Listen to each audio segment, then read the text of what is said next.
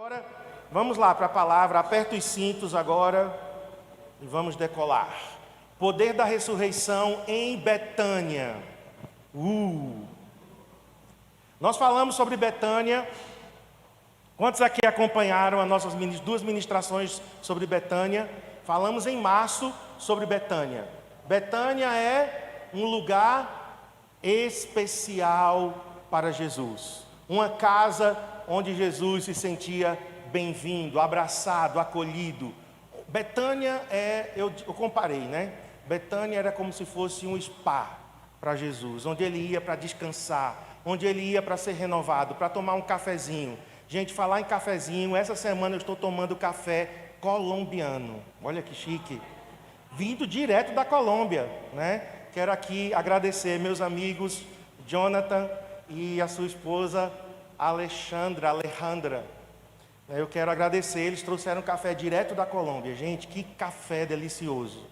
Jesus ia para Betânia para tomar, né, um café, comer um pãozinho de queijo. Eita delícia, hein? Pãozinho de queijo, um bolinho de rolo, bem pernambucano. É bom ou não é? Uma tapiocazinha rendada, né? Queijo por dentro e queijo por fora. Estou enchendo a boca d'água aqui. Eu não tomei café hoje, então estou aqui até salivando. Gente, Betânia era um lugar especial. Hoje eu quero juntar os dois temas. Eu estou encerrando o poder da ressurreição, que eu preguei, né, no domingo de Páscoa, poder da ressurreição 1. Domingo passado eu preguei o poder da ressurreição 2. E hoje eu vou encerrar o poder da ressurreição, mas aí eu vou retomar Betânia, tá certo? Porque eu não terminei em Betânia ainda, e eu creio que ainda temos mais 2 palavras sobre Betânia, mas hoje a gente vai juntar esses 2 temas. Então vamos orar. Põe a mão no seu coração. Espírito Santo, pedimos a tua graça, pedimos revelação. Abra os olhos do nosso entendimento. Eu oro, Senhor, por espírito de revelação e de sabedoria no pleno conhecimento do Senhor. Domina esse ambiente, as pessoas que estão online também. Nós oramos agora por foco. Nós oramos, Senhor, por atenção. Senhor, um olhar totalmente voltado para o Senhor. E eu peço isso em nome de Jesus. Quantos creem, digam amém. Hoje eu quero falar sobre o poder da ressurreição que ressuscita coisas mortas. O poder da ressurreição que toca áreas mortas da nossa vida. Gente, todos nós temos áreas mortas. Quer você admita ou não, mas com a queda, nessa sociedade caída que nós estamos, desde a queda, a humanidade foi tocada pelo pecado.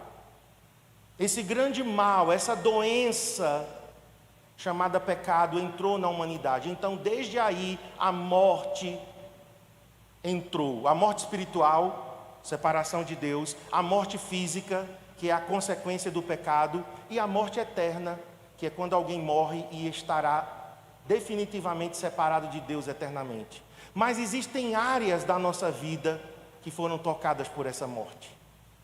Então hoje eu quero falar do poder da ressurreição, o poder do Espírito, que foi até Betânia. Betânia foi um dos poucos lugares visitados pelo poder de ressurreição. Nós temos alguns lugares na Bíblia que aconteceram ressurreições, mas foram poucos. Betânia foi um deles. Eu acredito que Jesus disse assim: não, eu quero presentear Betânia. Eu quero recompensar Betânia, porque Betânia para mim representa o meu lugar de alegria. Eu quero que Betânia esteja para sempre marcada nas Escrituras como um lugar de milagres, como um lugar de vida, como um lugar de ressurreição. Então, áreas mortas. Uma área morta pode significar uma incapacidade. Uma área morta pode significar um limite que a gente tem. Às vezes são sonhos perdidos. Às vezes é um projeto que você abandonou, que você começou e não terminou. Então, por conta da queda, irmãos, todos nós fomos afetados. E eu quero te dizer, as feridas, elas não começam a partir do momento que a gente nasce.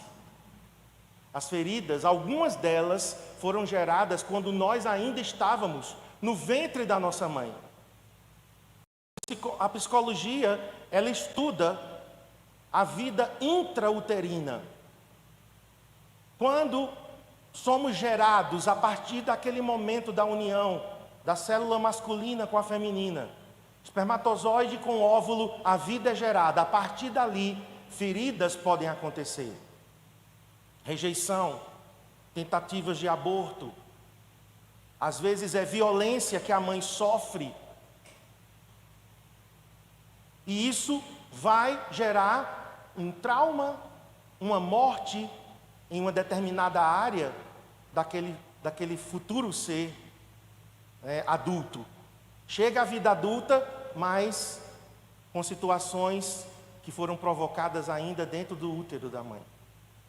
Alguns na infância, outros na adolescência, outros na vida adulta. Ou seja, ao longo da vida, nós podemos ser tocados por feridas, por traumas, e que vão trazer morte. Quando eu falo de morte, eu estou falando de uma paralisia.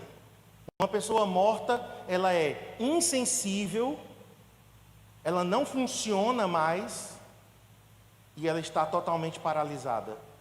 Então, quando eu falar hoje de morte, de áreas mortas, eu quero que você entenda que uma área morta pode ser algo na tua vida que é uma paralisia, é uma insensibilidade, talvez é uma falta de funcionalidade, não funciona mais. Eu vou dar aqui alguns exemplos para você entender melhor. Se você, agora você vai se autoanalisar, se você fala algumas dessas expressões aqui: eu não consigo amar. Tem pessoas que dizem isso: eu não consigo amar. Eu não consigo me vincular a ninguém. Meus relacionamentos são superficiais, eu não me envolvo. Emocionalmente falando, tá? Tem pessoas que se envolvem sexualmente, mas não significa que estão envolvidos emocionalmente. Vocês sabem diferenciar as duas coisas, né? Nem todo mundo que está tendo uma relação sexual está envolvido emocionalmente, está vinculado àquela pessoa. Eu não consigo perdoar. Muitas pessoas dizem isso. Eu não consigo avançar na minha vida. Parece que eu ando em círculos. Tem áreas da minha vida que eu consigo, mas tem áreas que eu não consigo. Eu não consigo romper com limites. Existem limites dentro de mim e eu não consigo. É como se fosse uma casca, como se fosse um casulo, e eu não consigo romper. Eu me sinto incapaz de. Essa frase aqui eu já disse muito, irmãos. O que eu estou pregando aqui, primeiro, foi tocado em minha vida.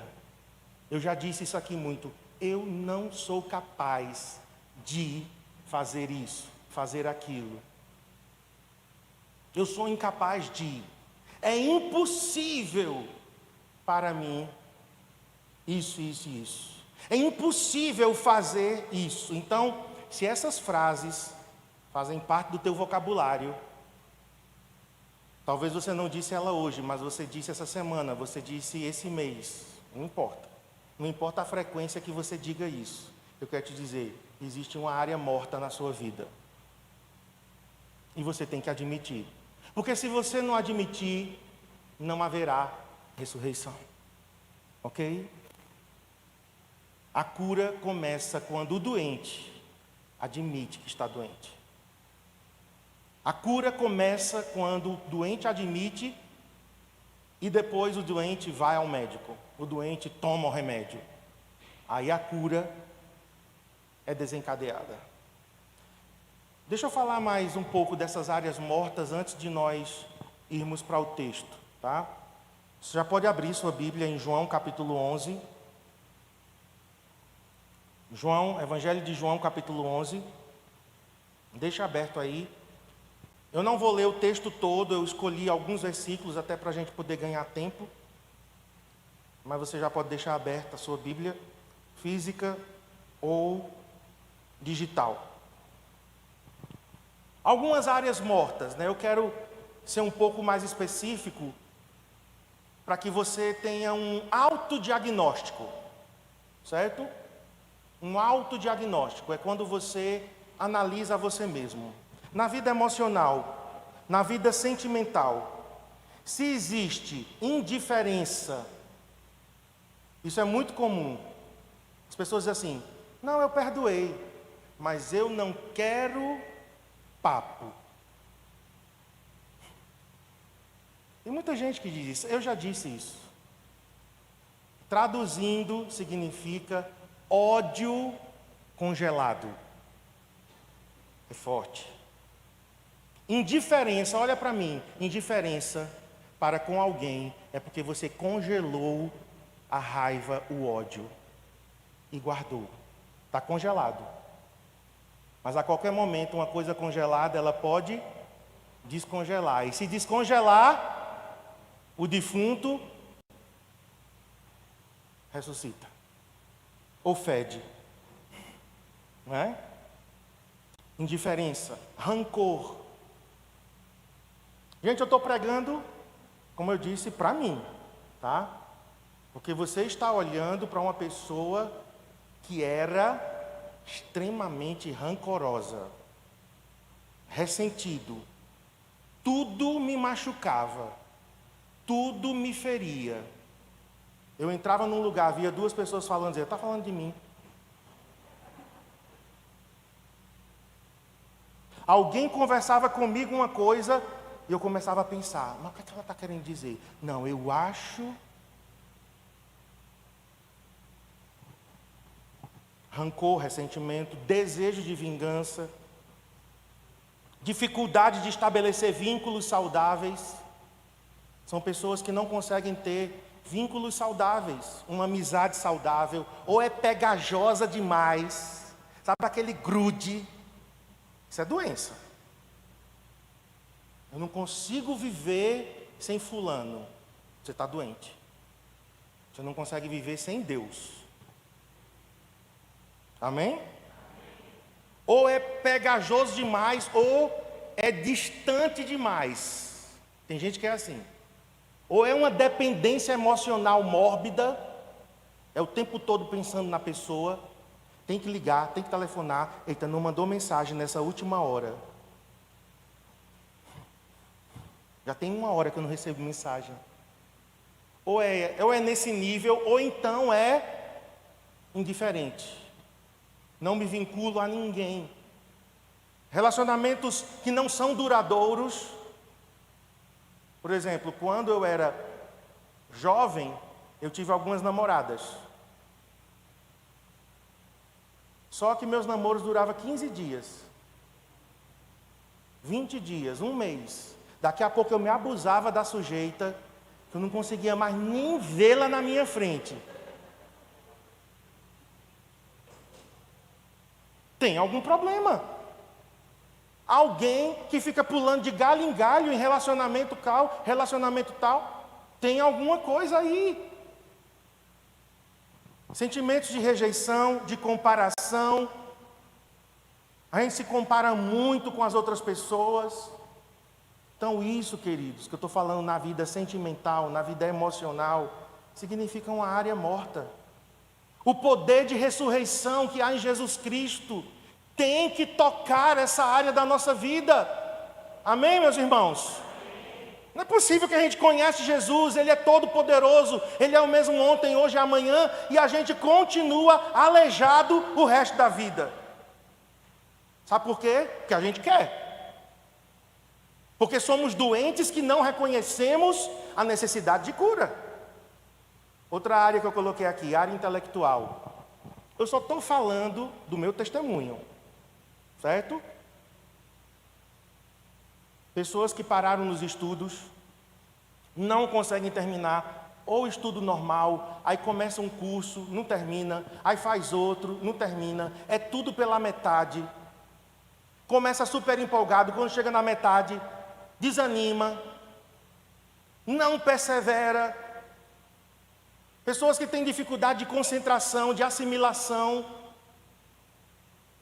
Sua vida intelectual precisa ser tocada. Queridos, eu parei de estudar quando eu estava no 3º ano do ensino médio. Pasmem.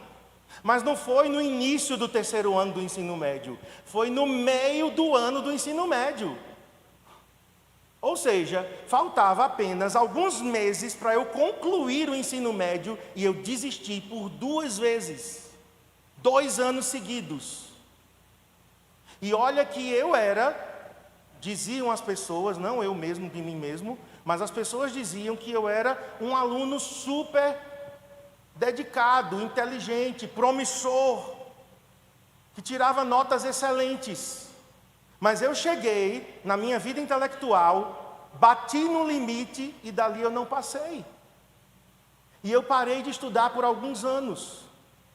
Eu só voltei a estudar quando eu voltei para Garanhuns, casei com Cristiane, e Cristiane passou no vestibular, e parece que aquilo dali, sabe quando algo te incomoda? Cristiane passou no vestibular e foi fazer pedagogia. Já acho que no 2º ano do nosso casamento.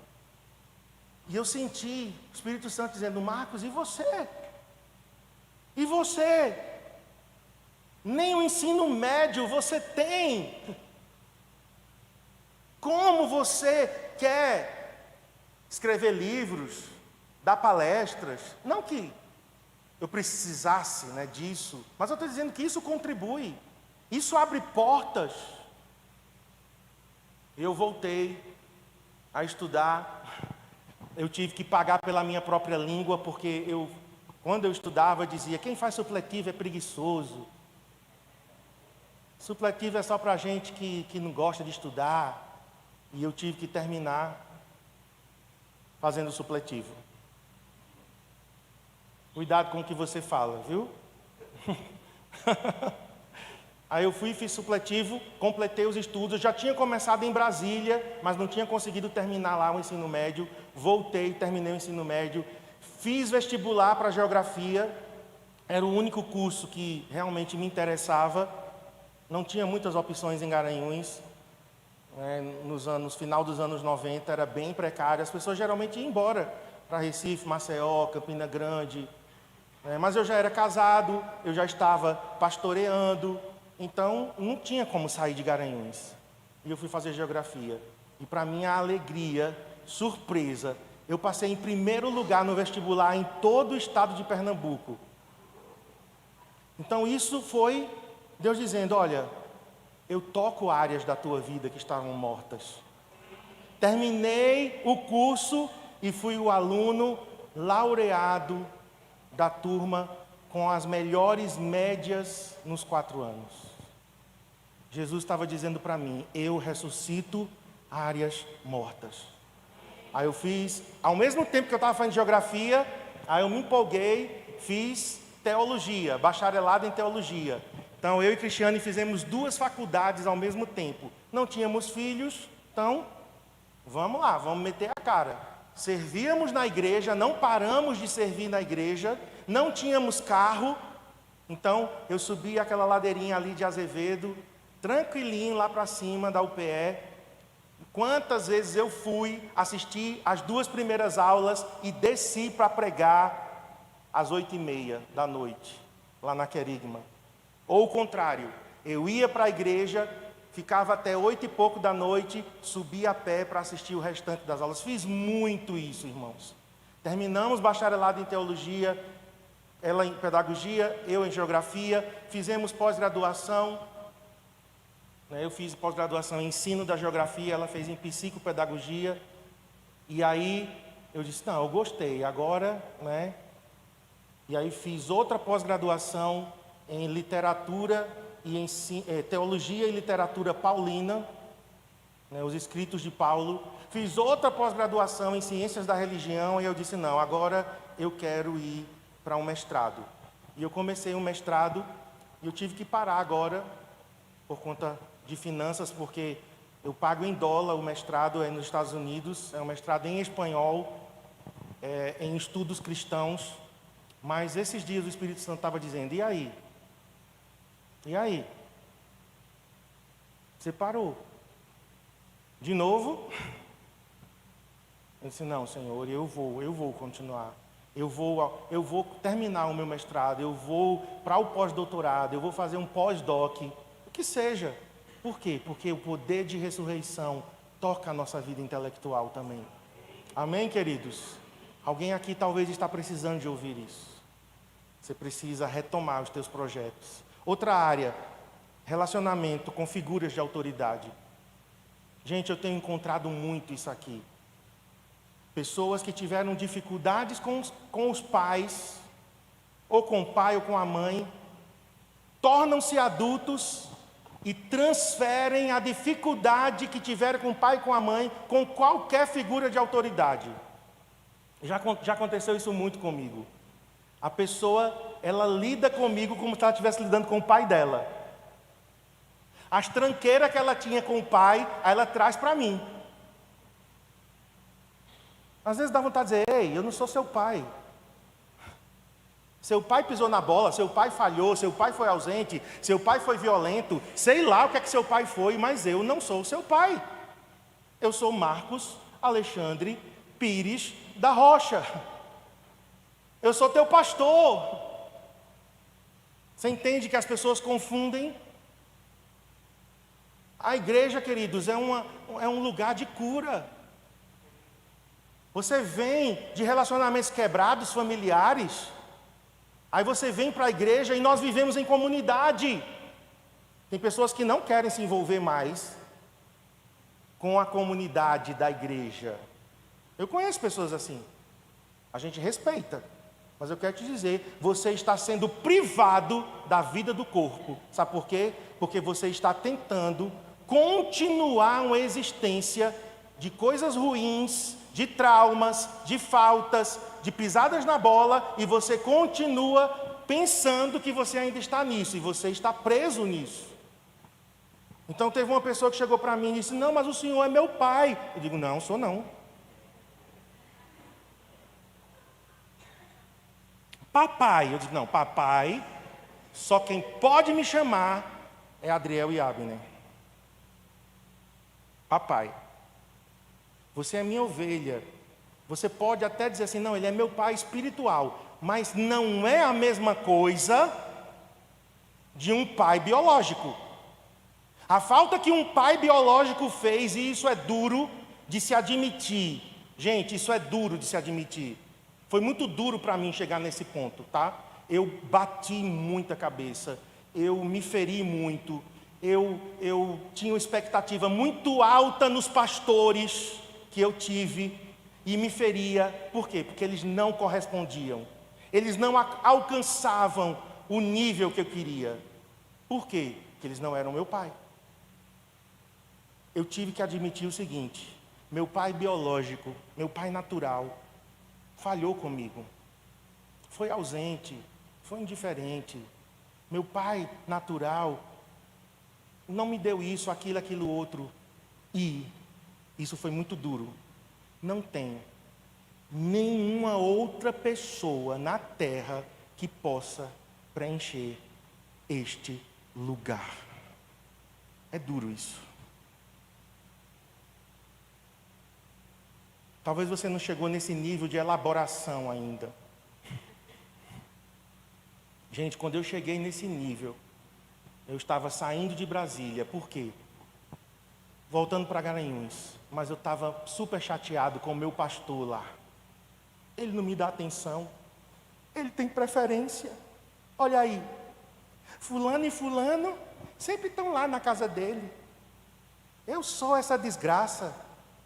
Eu sou esse cocô da mosca que pousou no cavalo do bandido. Até que Deus disse, Marcos, você está procurando em Zé Mauro, que era o nome dele. Você está procurando em Zé Mauro o pai que você não teve. Só que Zé Mauro não é seu pai. Você não pode buscar nele uma coisa que ele não pode te dar. Vem para mim, aí sim. A voz do pai. Vem para mim e eu sou o pai perfeito. Amém? Em Deus eu posso encontrar tudo o que eu preciso, as lacunas que meu pai, alguns aqui não foi o pai, foi a mãe, não importa, é figura de autoridade. Olha, gente, um pai e uma mãe, se eles soubessem, se nós soubéssemos o que nós podemos gerar na vida dos nossos filhos, nós teríamos mais cuidado com as palavras, com as atitudes. Então, às vezes, as pessoas estão vendo eu e Cristiane de uma forma errada, distorcida. Ela não sabe. Por quê? Porque ela não teve coragem de fazer essa viagem interior. Mas ela sabe assim, não, tem alguma coisa nesse pastor, nessa pastora, que não bate. Meu santo não bate com o dele.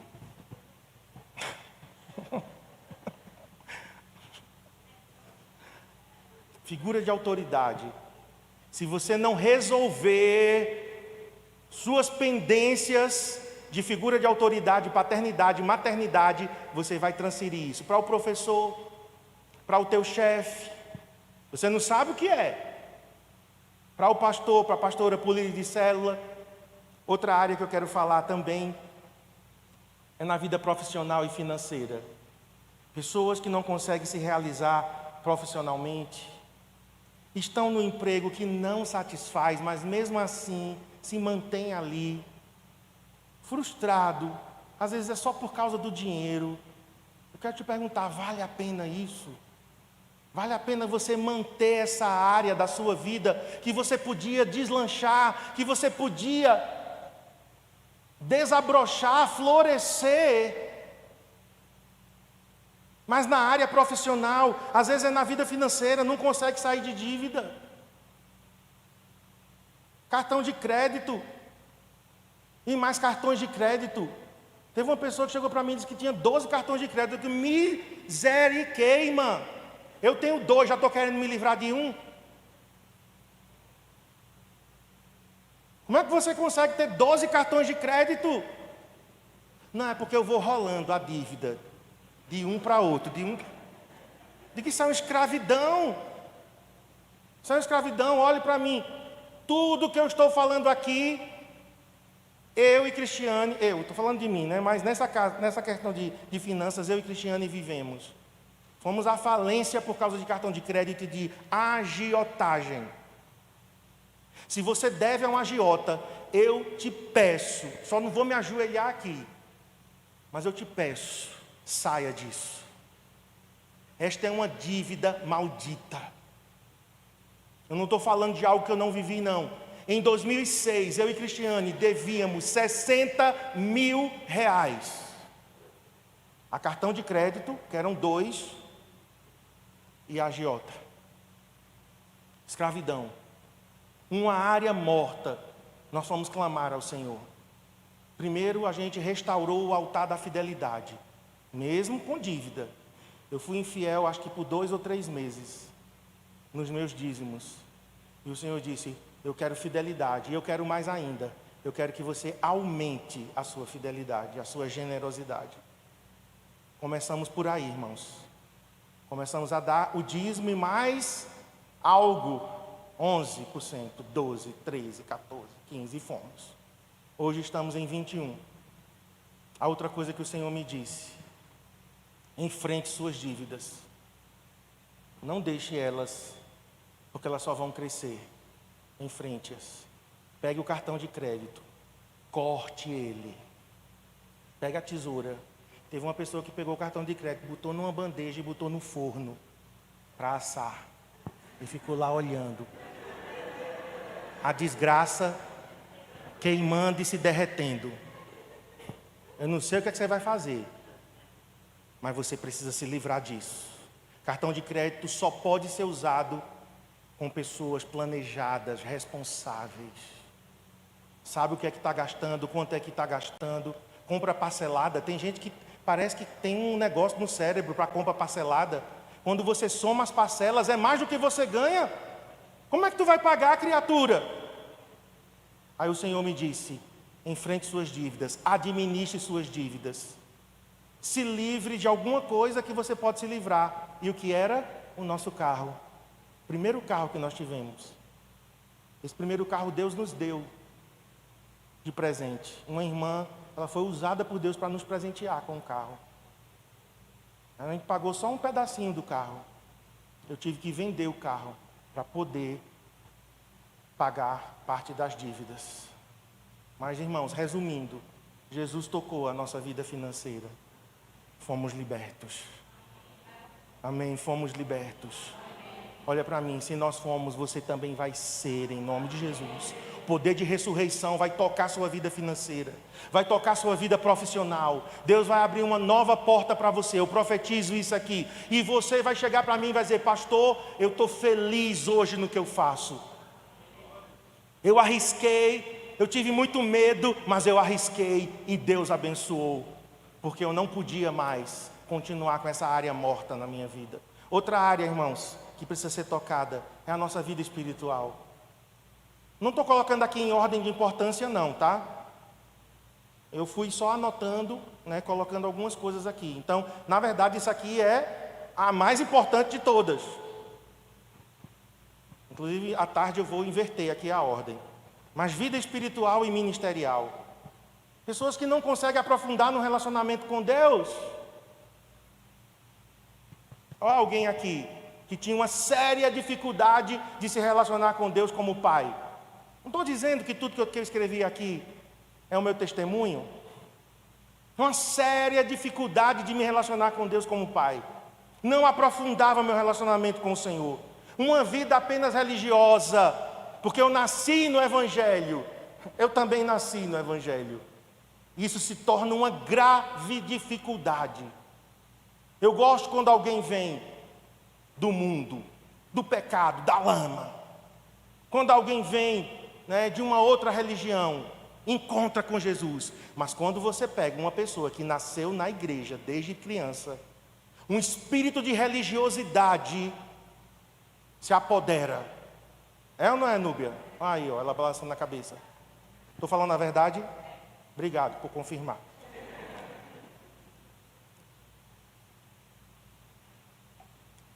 Você diz assim: não, minha vaga está garantida. Minha mãe era crente. Meu pai era crente. Eu sou neto de Deus. Sou neto. Cria uma nova classe.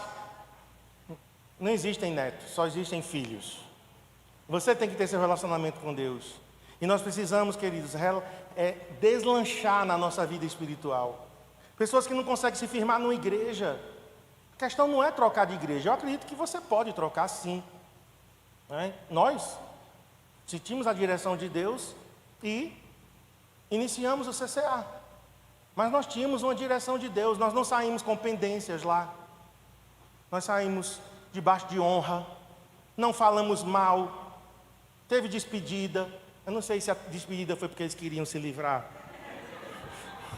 logo de nós. Mas assim, saímos com um culto de despedida, em honra. Não falamos mal. Eu continuei dando meu dízimo lá, por vários meses, porque não tinha igreja. Continuei. A Adriel era criancinha, pequenininho, ia para lá, para a escola dominical.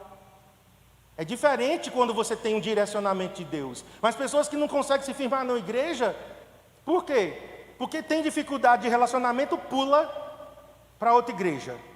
É uma cara feia, pula para outra igreja. Ele nem sabe por quê. Não, estou gostando mais aqui não. Não é assim não, querido. Nós podemos sim mudar de igreja, mas com uma razão, com uma direção. Deus está me dirigindo. Então, é uma área que Deus precisa tocar.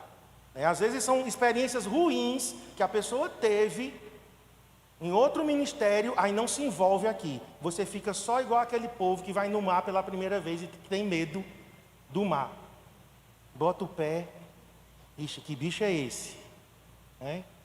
Eu fico às vezes olhando na praia, olhando. Tem gente que tem medo de entrar na água, pois ele fica só na beirinha, só levando o caldo. É tanta da areia. Não consegue ir mais profundo. Você tem que avaliar isso. O que é que está te impedindo de ir mais profundo? Não porque eu me traumatizei como líder de célula. Vai resolver. Resolve. Vai ficar o resto da vida assim, é? Não, porque eu me traumatizei no discipulado. Eu quero te dizer, você não pode desmerecer algo de Deus só porque você teve uma experiência ruim. A tua experiência não normatiza a experiência dos outros. Certo? Você pode ter tido uma experiência ruim com um pastor, com um líder, com um discipulador, com uma célula, mas não significa que isso é uma norma agora para todo mundo. Aí o que é que a gente fica? Amargurado e vomitando essa amargura.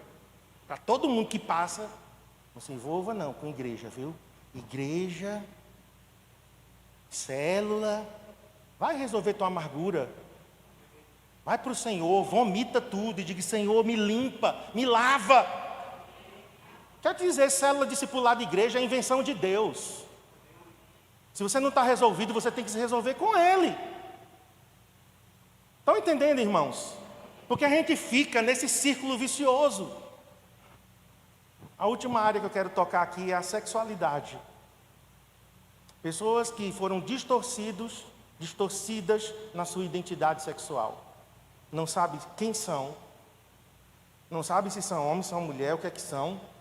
É uma área que precisa ser tocada. Pessoas presas em vícios sexuais. Tem homens casados que preferem ver pornografia e se masturbar do que ter uma relação sexual com a sua esposa. E isso é anormal.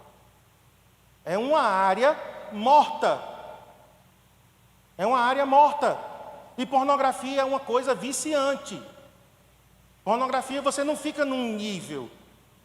Você vai descendo a níveis cada vez mais degradantes. O vício sexual é assim. E você tem que enfrentar isso. Então, áreas mortas da nossa vida. Mas vamos para Betânia agora. Isso só foi a introdução. Misericórdia. João capítulo 11. Havia um homem chamado Lázaro. Ele era de Betânia. Estou lendo na NVI. Do povoado de Maria e de sua irmã Marta.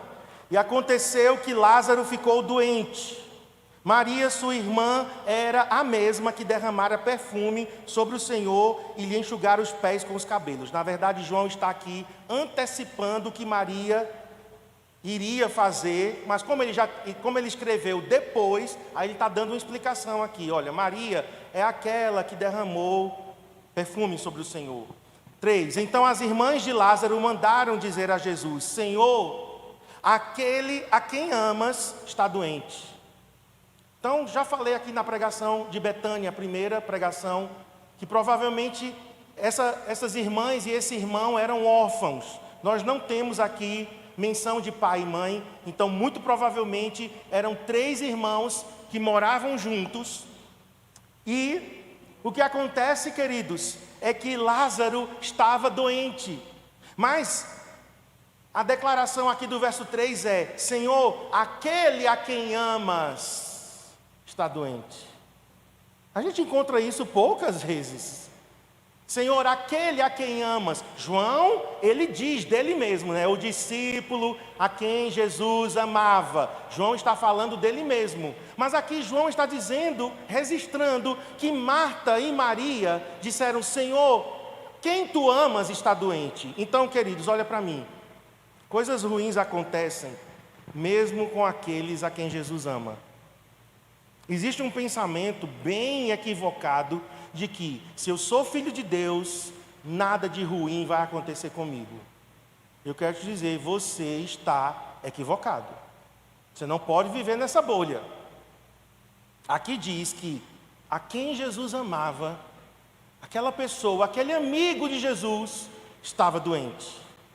E Marta e Maria estão nos ensinando aqui um princípio. Olha aqui para mim. Jesus, estamos recorrendo a quem? A Jesus. Nós estamos indo para a pessoa certa. Você está indo para a pessoa certa? Quando as coisas estão ruins, quando coisas saem fora do teu controle, é uma doença, É uma dificuldade financeira, é uma dificuldade de relacionamento, é uma dificuldade no teu trabalho. Para quem você recorre?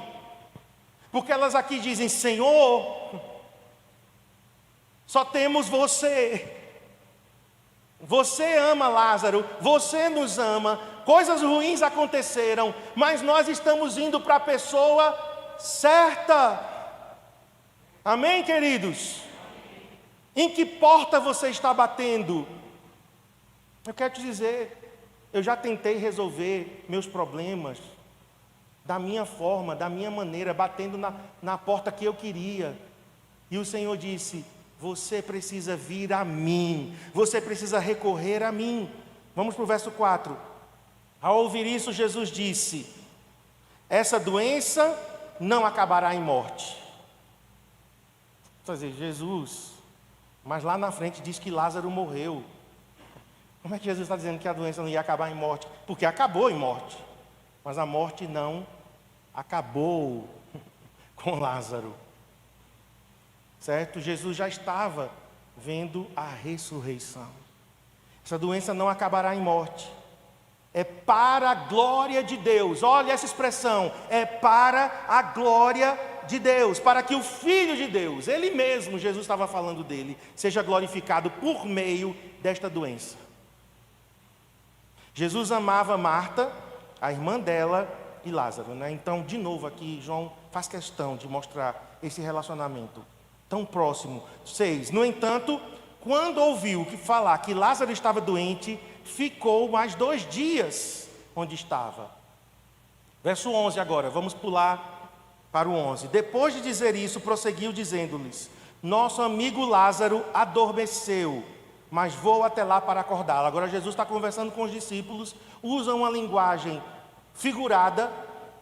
Lázaro adormeceu, mas na verdade era Lázaro morreu, e eu vou lá para ressuscitá-lo. 15. E para o bem de vocês, estou contente por não ter estado lá, para que vocês creiam, mas vamos até ele. Eu gostei desse texto aqui, porque Jesus diz que é para a glória de Deus aquela enfermidade, aquele problema ia ser resolvido, e quem receberia glória? Deus, pela solução. Jesus seria glorificado através daquela situação, mas aqui no verso 15, Jesus está conversando com os discípulos e dizendo: é para o bem de vocês. Discípulos, vocês precisam crescer na fé. Meus discípulos, vocês precisam visualizar um milagre. Vocês vão ver um milagre de ressurreição. E isso é para o bem de vocês. Então Jesus está dizendo: olha, eu deixei de ir lá, esperei 2 dias, porque Deus tem algo nessa morte. Essa morte não é uma tragédia selada. Essa morte vai ser para a glória de Deus. Então, queridos, o Senhor pode ser glorificado nas nossas tragédias e dores. Amém? Porque às vezes você está passando por uma perda, por um luto. Você está passando por uma catástrofe pessoal e você não enxerga Deus em nada. É assim ou não é? A gente fica cego. Mas eu quero te dizer, Deus pode ser glorificado, desde que a gente convide para Ele entrar na bagunça. Certo? Não é toda tragédia que Deus vai ser glorificado, não. Tem perdas, tem situações difíceis que, em vez de te levar para Deus, te afastam de Deus. E você se amargura contra Deus. Então Deus não foi glorificado. Agora, se em meio à dor, à tragédia, ao luto, à perda, à morte, você vai para Jesus: Jesus, venha, entre nessa história. Então Ele pode transformar e receber a glória devida. Jesus, Ele pode ser glorificado, mesmo quando coisas ruins acontecem. E Jesus espera. Por que Jesus espera 2 dias aqui? Mas na verdade, mais na frente vai dizer que foram 4 dias. Jesus espera 2, mas parece que a viagem dele leva mais 2. Quando ele chega em Betânia, 4 dias. Por que Jesus espera, irmãos? Sabe por quê? Porque Deus é dono do tempo. Não somos nós que determinamos o tempo de Deus.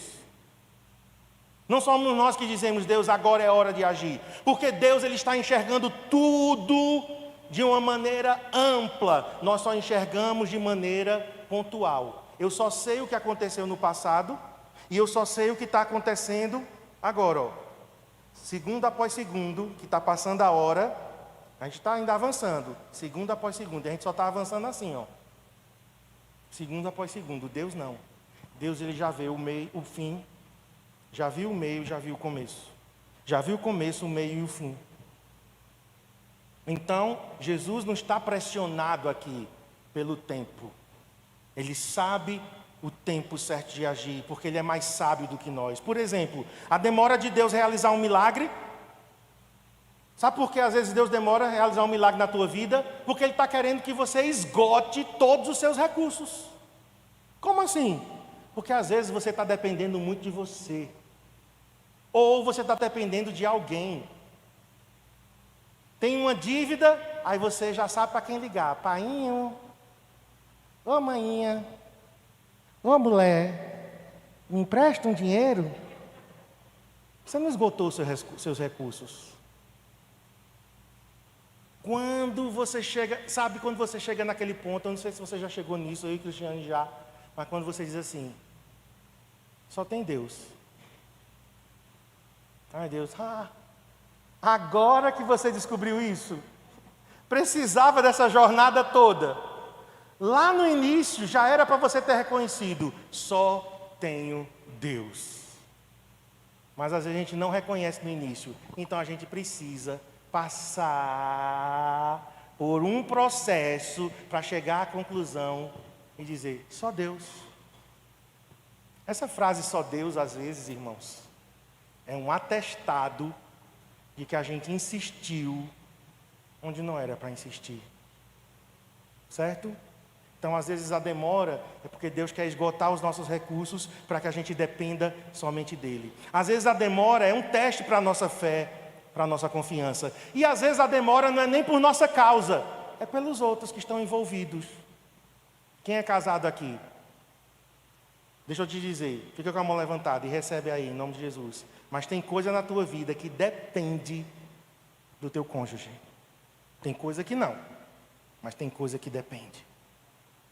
Passa pelo seu cônjuge. Ah, pastor, mas isso é injusto. Por que você casou? Para que tu foi casar? Amarrar a tua jega nesse toco? Casou, querido. É uma caminhada. É uma canga no boi e é uma canga na vaca. Gostou da comparação? A vaquinha de Jesus e o bezerrinho aqui. O bezerrinho cevado. Você já viu que o boi tem uma canga? É uma madeira. É uma madeira. É diferente de um jumento. Bota uma canga no jumento com outro jumento.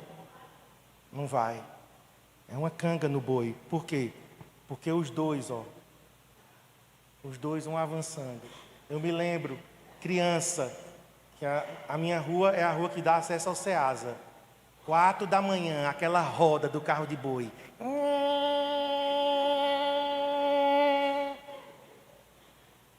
Saudade dos tempos de carro de boi. Você casou, tem coisas que está demorando, não é por causa de você. É pelo teu cônjuge. Ai, Jesus, tem gente suspirando aqui. Não posso mudar isso. Jesus está dizendo, olha, por causa de vocês, eu poderia fazer o milagre rapidamente. Eu poderia nem ter deixado Lázaro morrer, é meu amigo. Eu amo meu amigo, mas por causa de vocês, grave essa frase, por causa de vocês, Lázaro vai ter que morrer, vai ter que ser sepultado, vai ter que ficar 4 dias, vai ter que feder, para eu poder fazer um milagre, porque eu preciso que vocês cresçam. Amém? A gente vai tendo essa sabedoria, irmãos. Volto a dizer, tem coisa que não depende do seu cônjuge, certo? A minha vida é com Deus. Não, sua vida com Deus é sua vida com Deus. Não estou fazendo devocional por causa do meu cônjuge. Não, cria vergonha nesta cara lisa, né? Vou te dar 1 litro de óleo de peroba para você passar na cara, porque vida devocional não depende do meu cônjuge. Mas tem coisas que sim. E quais coisas? E depois você vem e conversa comigo. Verso 17. Ao chegar, não estou seguindo a sequência toda, tá? Para a gente poder ganhar tempo. Ao chegar, Jesus verificou que Lázaro já estava no sepulcro havia 4 dias. Então, 2 dias que ele demorou para ir, provavelmente mais 2 dias de viagem. Verso 20 agora. Quando Marta ouviu que Jesus estava chegando, eita Marta, foi encontrá-lo. Mas Maria ficou em casa. Disse Marta a Jesus: Senhor, se estivesses aqui, meu irmão não teria morrido. Mas sei que, mesmo agora, Deus te dará tudo o que pedires. Gente, uma demora de 4 dias. Lázaro morto. Eu estou fazendo o paralelo, né, com áreas mortas da nossa vida, ok? Então, seguindo a linha de pensamento, áreas mortas, incapacidades, paralisias, insensibilidades, feridas em nossa vida. Então, Lázaro representa cada um de nós. Diga, eu sou Lázaro. Então, Marta sai ao encontro de Jesus quando soube que ele estava chegando. Gente, essa atitude faz toda a diferença. Maria ficou em casa, provavelmente porque não foi avisada, certo? Não era característica de Maria.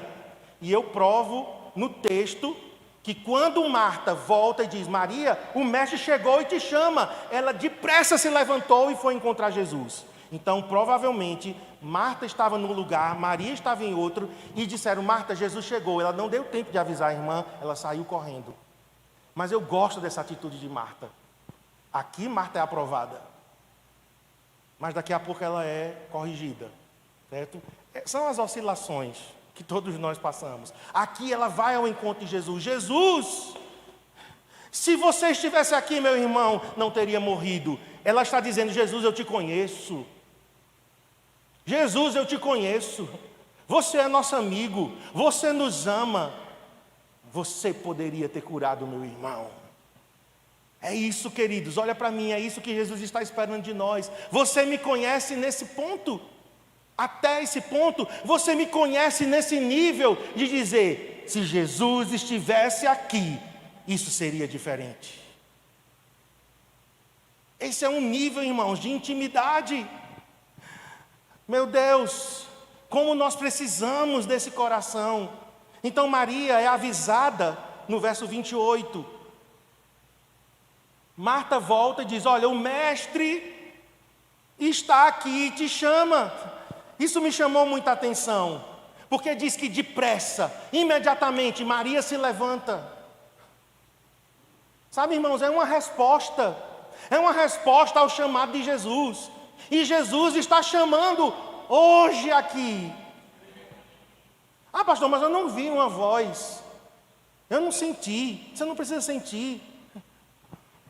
Essa escritura, ela está te dizendo: o mestre está aqui e te chama. Mas você tem que se levantar imediatamente. Você está esperando muito. Você está esperando muito. Sabe, eu lamento dizer que muitas pessoas, elas vão se arrepender porque esperaram demais. Olha, o tempo está passando, irmãos. O tempo está passando. Isso exige de nós uma resposta. O mestre está aqui. Verso 28. O mestre está aqui e está chamando. Então, Maria e Marta agora estão unidas na mesma frase. Por quê? Porque Maria também diz, quando Maria corre, encontra Jesus: Senhor. A mesma coisa. Ela não viu Marta. Lembre-se que elas estavam separadas, mas ela diz a mesma coisa: Senhor, se estivesses aqui, eu te conheço, Jesus. Jesus, Betânia é o seu lugar. Betânia é o seu lugar de intimidade. Jesus, você já tomou café conosco, você já sentou nessa mesa. Jesus, nós já rimos juntos. Eu conheço você. Se você estivesse aqui, Lázaro não teria morrido. Gente, que nível de intimidade. Betânia é esse lugar que nos constrange. Quando eu li isso aqui, estas duas irmãs falando a mesma coisa, uma antes, outra depois, separadas por um intervalo de tempo, mas falam a mesma coisa. Por quê? Porque conheciam o seu Senhor. Olha para mim, você conhece Jesus nesse nível, meu irmão? Ou é só de ouvir falar? Nós estamos pegando carona, é no testemunho dos outros, é na fé dos outros. Você conhece Jesus nesse nível? Jesus, se você estivesse aqui, eu te conheço. Você não deixaria essa história ter se desenrolado desse jeito, não, Senhor. Você teria feito alguma coisa. Pare hoje, meu irmão. Pare hoje e se questione. Que nível de relacionamento eu tenho? Tem um salmo, se não me engano é o Salmo 9, que diz: confiam em ti os que conhecem a ti. Sabe por que você não confia em Deus ainda 100%? Porque você não conhece Deus. Certo? Você não conhece Deus o suficiente para você confiar toda a sua vida. Sabe por que eu deposito meu dinheiro ali num banco, chamado Banco do Brasil? Que eu conheço. Abrir um banco municipal do estado de Pernambuco. Eu vou colocar meu dinheiro lá? Vou nada. Por quê? Porque eu não conheço. Se eu não conheço, eu não confio. Confiam em ti os que te conhecem. Amém, irmãos? E o que o Senhor está nos desafiando aqui hoje é: me conheçam. Se vocês me conhecerem, vocês confiarão. Vocês estão desconfiando porque vocês não me conhecem ainda o suficiente. Aí Marta completa. Nós já estamos, irmãos, nos encaminhando para o final, tá? Peço só um pouquinho mais da sua concentração. Verso 22. Mas sei que mesmo agora Deus dará tudo o que pedires. Isso é uma declaração de fé, é ou não é? Jesus, se o Senhor estivesse aqui, meu irmão não tinha morrido. Mas morreu. Mas eu sei que mesmo agora, ou seja, mesmo depois de Lázaro, 4 dias, morto, fedendo, carne podre, eu sei que o que o Senhor pedir, o Pai lhe dará. Fé, irmãos. Isso aqui é fé. Agora, vamos para o 23. Disse-lhe Jesus, a Jesus: seu irmão vai ressuscitar, Marta. Jesus dá uma palavra. Jesus dá uma certeza. Seu irmão vai ressuscitar. Aí Marta, irmãos, oscila. Como eu me identifiquei. Porque nós transitamos da fé. Eu sei que se o Senhor estivesse aqui, meu irmão não teria morrido. Mas tudo que o Senhor pedir, Deus vai lhe dar. Aí Jesus, mas ele vai ressuscitar. Aí ela, querido, sai da fé para a esperança. Não estou desmerecendo a esperança, não. Porque Paulo diz que 3 coisas permanecem: a fé, a esperança e o amor. Certo? Esperança, todo cristão tem que ter esperança. Mas olha para mim, esperança é só para o futuro. Para resolver os problemas de agora, só fé. Consegue entender a diferença? Quantos estão aqui comigo ainda? Quem me dá mais 5 minutos? 5, 10, 15, 20... Valeu, suficiente. Preste atenção. Marta exercitou a fé. Mas quando Jesus dá uma palavra, aí o que é que ela diz? Eu sei que ele vai ressuscitar na ressurreição do último dia. Nós somos Marta. Você sai da fé para a esperança. Esperança, queridos, a gente tem para o futuro. Por exemplo, eu digo, eu sei que Jesus um dia vai voltar. Isso é esperança. Eu sei que no dia que Jesus voltar, esse corpo velho vai ser transformado. Eu vou subir, vou me encontrar com Ele e vou voltar para reinar nesta terra. Isso é esperança. Para o futuro eu não preciso de fé. Agora, para um problema que eu tenho, hoje, aqui e agora, não é um dia. Estão entendendo a diferença? Jesus corrige Marta, vamos lá. Disse-lhe Jesus. Aí Maria diz, Marta, peraí, para. Você estava na fé. Agora você está na esperança, mas o seu irmão está lá no túmulo. O problema é agora. Eu sou a ressurreição e a vida. Aquele que crê em mim, ainda que morra, viverá. E quem crê, e quem vive e crê em mim, não morrerá eternamente. Você, vai lá na Bíblia. Você crê nisso? Jesus nos diz assim, você tem esperança nisso? Não. Você crê, porque a fé é para o agora. Amém? Ele disse, ele vai ressuscitar. Então o que é que ela tinha que fazer? Eu creio, Jesus, vamos lá. Vamos para a porta do túmulo. E não ela dizer, eu creio, um dia, no último dia. Não é isso. No último dia, sim, vai ter ressurreição, sim. Mas teu irmão está morto agora, e tu estás trazendo o problema para mim, e dizendo que se eu estivesse aqui, ele não teria morrido. Você quer seu irmão agora, ou você quer seu irmão na ressurreição final? Escolha. Se você quiser seu irmão só na ressurreição final, beleza, tchau. Mas se você quer seu irmão agora, vivo de novo, fé. Você crê nisso? E aí ela diz, sim, Senhor. De novo Jesus dá uma sacudida. Eu creio que tem gente aqui que precisa de uma sacudida de Jesus. Amém? Você está oscilando demais. E quem oscila demais não experimenta milagres. Você precisa ser sacudido. Aí verso 27, sim, Senhor, sim, Senhor. Eu tenho crido que Tu és o Cristo, o ungido, o Messias, o Filho de Deus, que devia vir ao mundo. Ela volta para a fé, irmãos. E é isso, irmãos. É isso. Então nós precisamos não abandonar esse lugar de fé. Nós precisamos permanecer neste lugar de fé. Agora vamos finalizar com um milagre. Verso 33.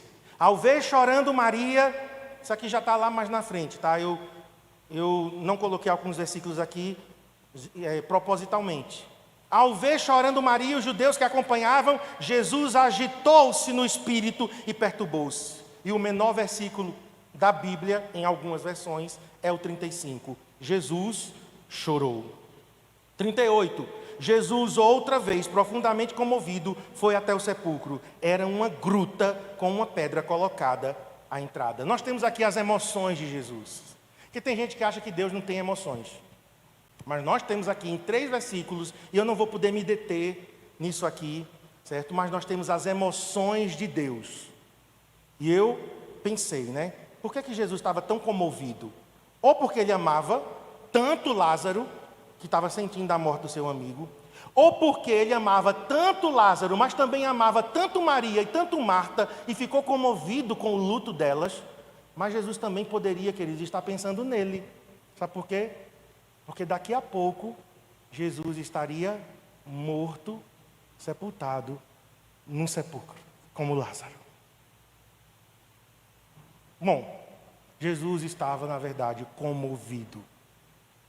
A Bíblia usa a palavra agitado. Havia uma comoção violenta interior. O que é que isso diz? Que o nosso Deus, olha para mim, o nosso Deus é um Deus que se relaciona conosco com emoções. Olha para mim, o que é que Deus está pensando de você agora? Você já perguntou isso? Qual a emoção que Deus está sentindo agora quando Ele pensa Marcos Alexandre Pires da Rocha, Garanhuns, Pernambuco, Brasil, Hemisfério Sul, planeta Terra, Sistema Solar, tem alguém lá? O que é que eu penso? Quais as emoções de Deus ao teu respeito? Porque aqui nós temos emoções afloradas. E as tuas dores e perdas, e as situações que você passa, eu quero te dizer, Jesus se chama Emanuel. Emanuel significa que Ele está envolvido na nossa história. Amém? Tem gente que não acredita em visão, mas eu vou contar assim mesmo. Eu tive uma visão do dia que eu nasci. Quer você acredite ou não, mas é uma experiência minha. Eu tive uma visão do dia que eu nasci. O Senhor me fez lá. Por quê? Porque assim, eu tinha um sentimento de que eu não fui desejado. Tinha, né? Que eu não era desejado. Meu pai não queria um menino. Meu pai queria uma menina. Então eu achava que Deus não me desejava. E Deus permitiu, através de uma visão, foi algo espiritual, e eu sei que tem gente aqui que crê nisso. Deus me levou à sala de parto da Casa de Saúde, na época se chamava Casa de Saúde Nossa Senhora do Perpétuo Socorro, hoje hospital. E na visão, minha mãe não fez ultrassom, então ela não sabia se era menino ou menina, a notícia veio na hora ali. E o Senhor me fez enxergar um momento que eu nasci cesariana, então o corte, abrindo ali o útero, e na hora que Ele puxou, eu vi, o Senhor estava naquela sala, olhando e esperando. E quando o médico disse, é um menino, eu vi o Senhor sorrindo e dizendo, bem-vindo, Marcos. Queridos, as emoções do Senhor. Nosso Deus não é uma pedra de gelo. Nosso Deus não está indiferente lá no céu, contando estrelas apenas, um velho barbado, como o Papai Noel, caduco, que não sabe mais o que é que está acontecendo aqui na terra, não. Ele é um Deus que se envolve na tua história, na tua vida, nas tuas dores, nos teus sentimentos, nas alegrias Ele celebra, nas dores Ele sente as tuas dores. Amém? Terminamos então com Jesus fazendo um milagre. Tirem a pedra, verso 39. Tirem a pedra, disse ele. Olha Marta de novo. Ô Marta. Senhor, ele já cheira mal, pois já faz 4 dias. E Jesus de novo chama Marta à fé. Marta, Marta, eu não te disse que se você cresce, veria a glória de Deus? As oscilações. Mas Jesus está enfatizando fé, fé, fé. Se você crer, você experimentará o milagre. E o Senhor diz às pessoas, tirem a pedra. Por quê? Por que Jesus tira a pedra? Ele poderia dar ordem à pedra para ela sair? Poderia, porque Ele é Senhor. Mas porque Ele disse às pessoas, tirem a pedra? Porque foram elas que colocaram a pedra. Certo? A parte que te cabe, é você quem faz. A parte que cabe a Deus, é Ele quem faz. Tirem a pedra. Lázaro, vem para fora. Então a parte de Deus era dar vida a Lázaro de volta. Mas a parte da pedra tinha que ser tirada pelas pessoas. Deus, queridos, faz o impossível, mas nós fazemos o possível. Então tem pessoas aqui que estão esperando que Deus faça por elas tudo. Exemplo, eu quero um emprego. Você não vai em busca, você não faz um currículo, você não acorda cedo para procurar. Não, mas eu estou crendo que Deus vai fazer um milagre. Sim, mas você já disse pelo menos a alguém que você está precisando de um emprego? Tira a pedra. Estão entendendo? E aí, Jesus diz, Pai, verso 41. Então tiraram a pedra, Jesus olhou para cima e disse, Pai, olha o relacionamento que ele tinha. Eu te agradeço porque me ouviste. No passado. Pai, eu te agradeço porque você já me ouviu. O que eles vão ver aqui é só o resultado de um relacionamento que eu tenho com o Senhor. Eu sei que sempre me ouves. Eita Jesus, sempre me ouves. Mas eu disse isso por causa do povo que está aqui, para que creia que tu me enviaste. E 43, Jesus bradou, Jesus gritou em alta voz, Lázaro, vem para fora. Áreas mortas, áreas insensibilizadas, paralisias da nossa vida, precisam escutar a voz de Jesus, porque o agir de Deus é individual, é personalizado e é direto. Ele não manda recados. Manda chamar, ei, menino, chama Lázaro ali para mim. Não, eu falo direto com Lázaro. E o Senhor está dizendo para pessoas aqui, eu falo direto com você. Eu estou chamando o seu nome, por quê? Porque o meu agir na tua vida é individual. Lázaro, vem para fora. E aí, queridos, diz, e o morto saiu. Verso 44.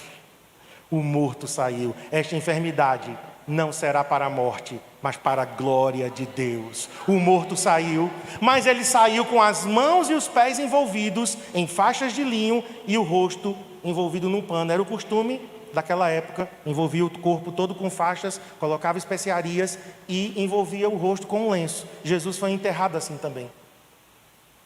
Mas aí ele diz, tirem as faixas dele e deixem-no ir. De novo, irmãos, quem colocou as faixas e o pano em Lázaro? As pessoas. Quem era que tinha que tirar as faixas e os panos? As pessoas. Jesus não vai tirar a faixa e o pano. Traduzindo, ele não vai fazer o que você tem que fazer. Você tem que orar e jejuar. Você tem que fazer um retiro. Você tem que ir para o encontro com Deus. O que é que você tem que fazer? Você tem que pedir perdão a alguém? Você tem que liberar perdão para alguém? Você tem que abrir essa sua boca e falar alguma coisa? O que é que você tem que fazer? Você precisa parar de gastar? Você precisa saber administrar teu dinheiro? O que é? Nessas áreas que eu falei, eu não vou voltar nelas, eu já estou encerrando. O que você precisa fazer? Tire a pedra, tirem as faixas e tire o lenço do rosto dele. Por quê? Porque a parte do homem é do homem, mas a de Deus é de Deus. Estão entendendo? Está dado o recado? Recebeu aí? Se não, receba. Fique em pé, vamos orar.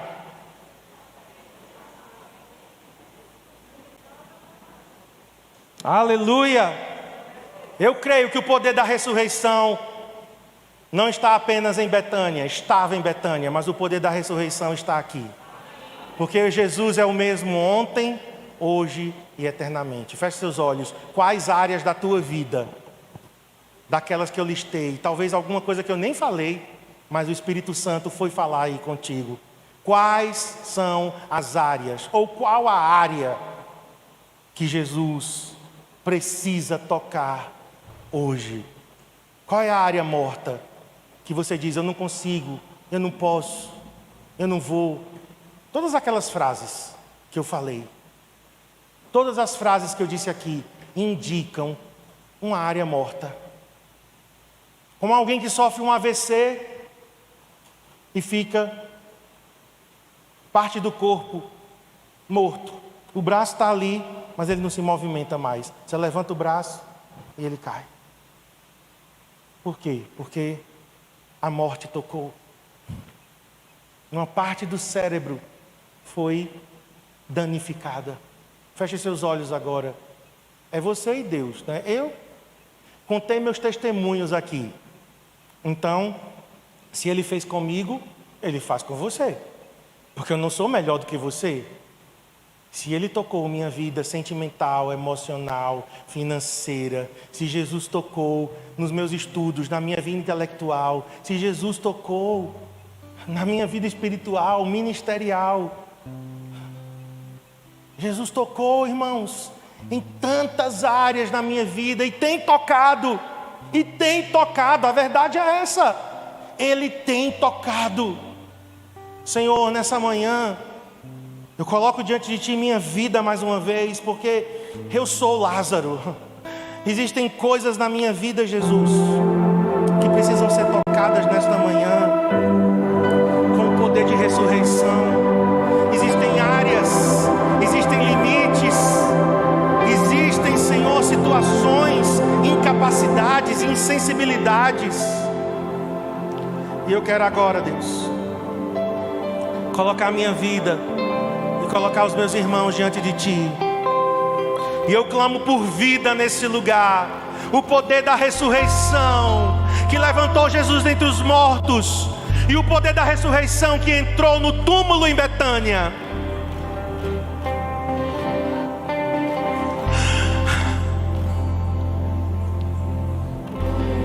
Nessa manhã, Jesus, faz um milagre outra vez. Toque as nossas vidas. O teu agir é personalizado. Você nos chama pelo nome.